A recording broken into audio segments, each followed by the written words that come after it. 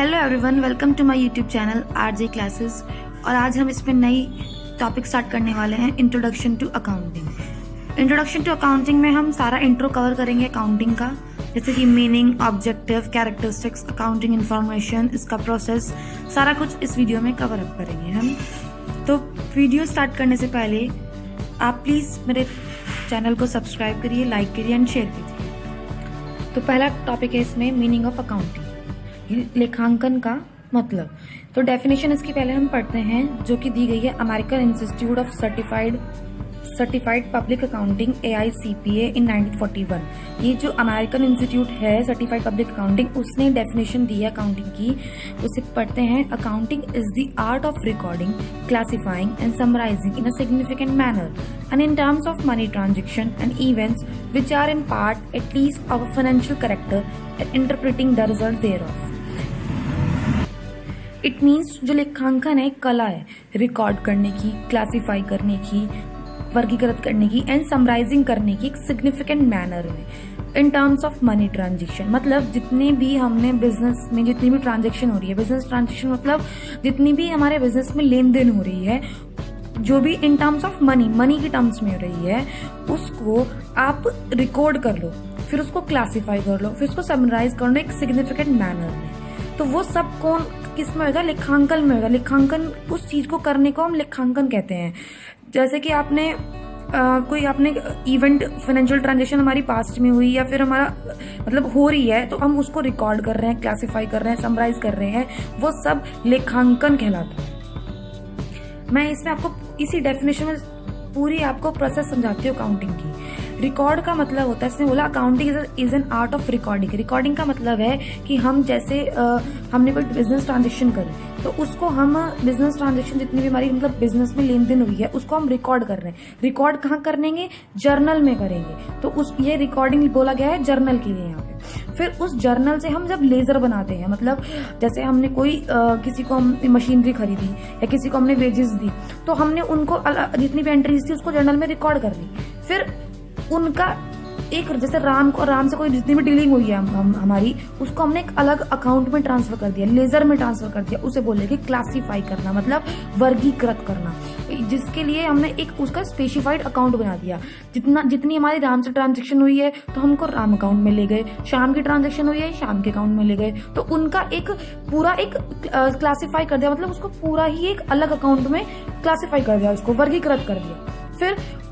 फिर उन अकाउंट्स का जब बैलेंस हो जाएंगे, टोटल हो जाएंगी, फिर उसको हम ट्रायल बैलेंस में ले गए। ट्रायल बैलेंस मतलब समराइज कर दिया उस चीज को, उस जितने भी अकाउंट्स थे उनका हमने समराइज कर दिया, या फिर हम ट्रेडिंग पिनर में ले गए, फिर बैलेंस शीट में ले गए। तो वो क्या है? सब समराइजिंग करना है। और इन्हीं मतलब एक सिग्निफिकेंट मैनर का मतलब यहाँ पे है कि आप जर्नल रिकॉर्ड कर रहे हो जर्नल में, क्लासिफाई कर रहे हो लेजर में, और समराइज कर रहे हो ट्रायल बैलेंस, पिनल और बैलेंस शीट में। तो वो क्या है? एक सिग्निफिकेंट मैनर में कर रहे हैं, मतलब जो एक how to manage account, how to keep accounts, तो ये सब क्या है? अकाउंटिंग में होता है कि आप एक सिग्निफिकेंट मैनर, एक तरीके से, एक ढंग से आप उस चीज को कर रहे हो। तो वो सब क्या है?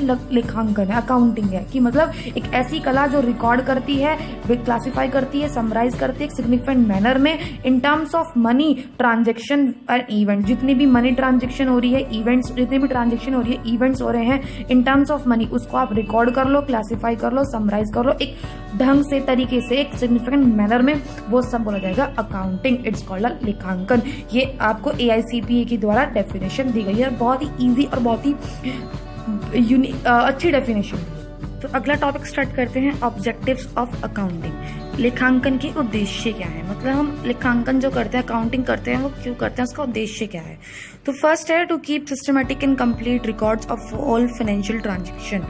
मतलब कि जो सारा एक कंप्लीट रिकॉर्ड रखना, एक सिस्टमेटिक तरीके से फाइनेंशियल ट्रांजेक्शन, जितनी भी हमारी लेन देन हो रही है, उसका एक कंप्लीट रिकॉर्ड रखना, तो वो हम किस में रखते हैं? अकाउंटिंग में रखते हैं। जैसे कि आपका एग्जाम्पल लेते हैं कि बिजनेसमैन है, अब बिजनेसमैन अगर कोई बिजनेस कर रहा है तो वो इतना कैपेबल नहीं होता कि वो हर चीज को मेमोराइज कर सके, हर चीज को रिमेम्बर कर सके, मतलब हर चीज को याद रख सके, क्योंकि उस पर ऑलरेडी काम का इतना बर्डन रहता है। तो वो क्या क्या याद रखेगा कि भाई इतना मैंने माल बेच दिया, इतना मेरा उधार गया हुआ है, या इतने लोगों से मुझे पैसे लेने हैं, या इतना मुझे पैसे देने हैं। तो वो हर चीज याद नहीं रख सकता, क्योंकि उस पर ऑलरेडी काम का इतना बर्डन रहता था। वो ये चीजें भी याद रखेगा तो उस पर तो और डबल बर्डन हो जाएगा। तो इसलिए अकाउंटिंग करनी पड़ती है, इसलिए हमें अकाउंट्स मेंटेन करने पड़ते हैं, जिसमें हम हर बंदे का एक रिकॉर्ड रख सके, एक सिस्टमेटिक वे में, और जितनी भी फाइनेंशियल ट्रांजेक्शन है उसको सिस्टमेटिक वे में।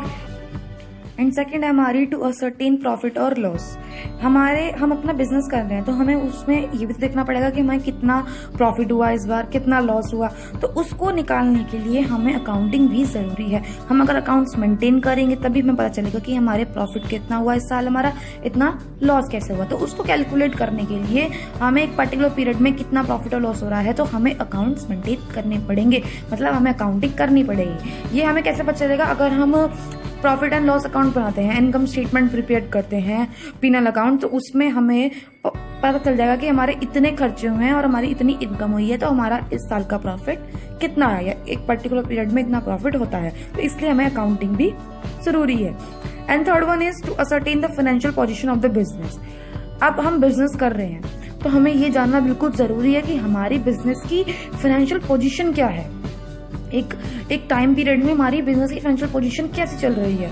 ऑब्वियसली बात है कि अगर हम बिजनेस कर रहे हैं, ऐसे तो कर नहीं रहे हैं, कुछ इनकम होगी तभी बिजनेस करेंगे, या फिर कुछ भी प्रॉफिट होगा तभी बिजनेस करेंगे, ऐसे थोड़ी हमने कुछ चैरिटी चला रखी है यहाँ पे। तो इसको फाइनेंशियल पोजीशन जानने के लिए बिजनेस की हम बनाते हैं trading penal balance sheet. Balance sheet से क्या होता है कि हमारी फाइनेंशियल एक तरह का फाइनेंशियल स्टेटमेंट होता है। इससे पता चल जाएगा कि हमारे बिजनेस में हमने लोगों से उधार इतना ले रखा है, मतलब लायबिलिटीज ले रखी है, लोगों हमारी असेट्स बिजनेस में हमारी इतनी है। तो उससे एक फाइनेंशियल पोजीशन पता चल जाएगी बिजनेस की क्या साउंड कर रही है हमारी फाइनेंशियल पोजीशन।